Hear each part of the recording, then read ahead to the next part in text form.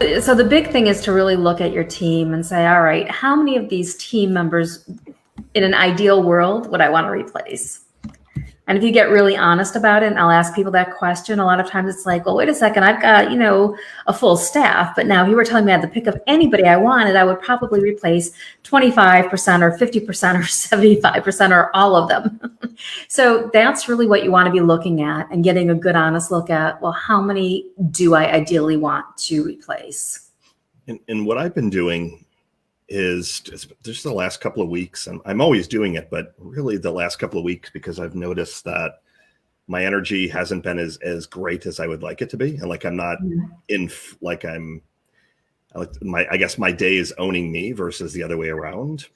And a lot of it has to do with energy, and some of it has to do with kind of how I'm breaking some of my routines. And some days I'm doing the gratitude journal, some days I'm not. So I'm still, my ADD still often gets the better of me. But one of the things that I've really been looking at, and if you don't have core values for your business, for your center, I highly encourage you to go through that exercise. And there's a lot of great articles to read. I mean, there's lots of different formulas as to how you can create them. But one of the things that I heard, and I kept hearing it for years and years and years.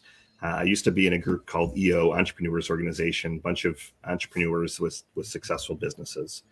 And one of the big benefits of that group is that minimum 8 times a year, they would bring in a speaker, and they would bring it in just to the local group. So like our group of EO Western New York had, at the time, it was really small, like 25 people. And these were people, they were all paid. So they weren't like, I don't know, I guess, let's say second-rate speakers, but speakers that didn't have a hidden agenda. Like, they were getting paid a few $1,000s plus travel. So they had to put on a good performance rather than just speaking in lieu of, hey, I'll give a 20-minute commercial. So right. I kept hearing, like, for 2 years, culture, core values. And if you don't have that nailed, your culture is by default, not by design.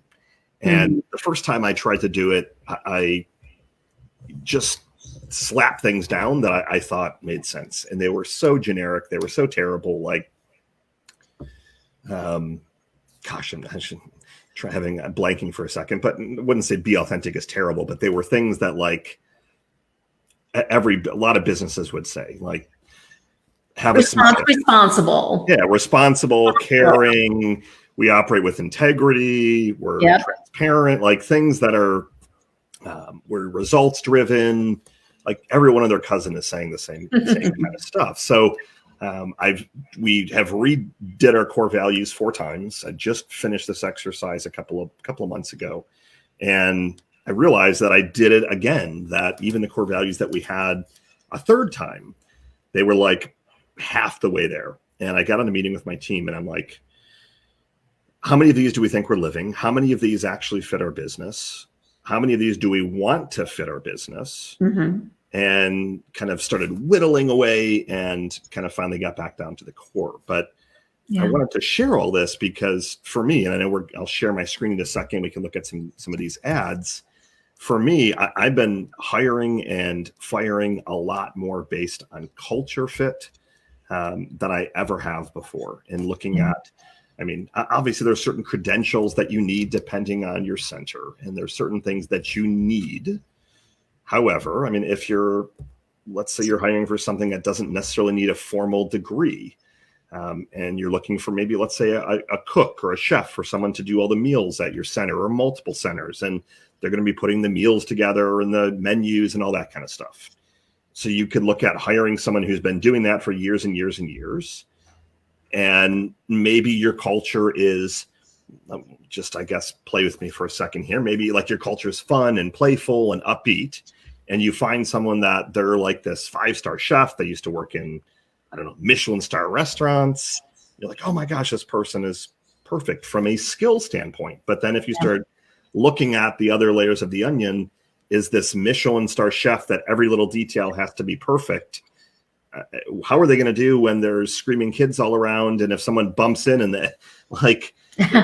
you start to think, like, how are they going to act in that environment? And I'd rather hire a mom that has a couple of kids that enjoys cooking on the side, and she's fun and playful, and you can train on most of those things. So like you want to be around people that I know Julia said you want to attract, I mean, those dreamy team members. You want people that you want to be around, and people that are going to see your vision, and they're going to, like one of our centers, they've got their 4 locations, opening a 5th, and then their plan is to have an additional 10.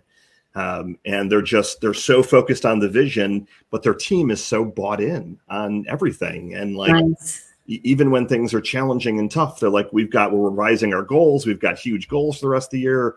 You might think they're too big to hit, but let's kind of rally. And you can just feel the buy-in, because I've sat in on some of their meetings that like their team they're all in. Like they're there.